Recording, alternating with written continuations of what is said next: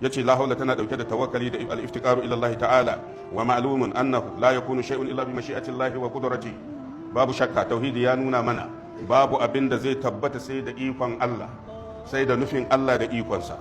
Wa annal khalqa laysa minhum shay'un illa ma ahdathahu Allah fihi. Duk yan adam, duk duniya babu wani abu sai wanda Allah ya tsara.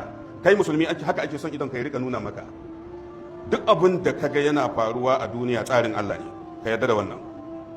Saboda haka fa idan qata'a talabul qalbi lil ma'unati minhu, idan har imaninka yayi karfi ya kai kana ganin duk duniya babu mai amfanar ka sai Allah, saboda ka koda wani zai kira ka ya baka kuɗi, zuciyarka ba ta wurinsa, tana tunanin o Allah ka taho min da shi ta wannan hanya yau kuma nagode.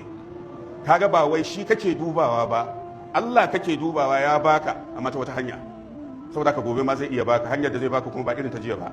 Da zaran ka samu a gobe sai ka ce Allah kuma hanyar da aka kawo min ta yau kenan nagode.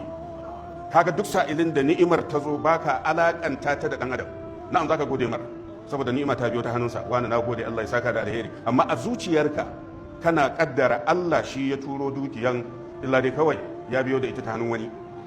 To idan zuciyarka ta kai ga yarda da wannan, in qata'a talabul qalbi lil ma'unati minhum, za a kai lokacin da zuciyarka ba ta neman taimakon dan adam. Harshe zai iya nema amma zuciyar ba ta yi. Harshe zai ce wani taimaka min don Allah, amma zuciyarsa tana wurin Allah. Saboda haka in baka bashi ba, bai jin haushin ka dan ya san Allah ne bai kaddara ba.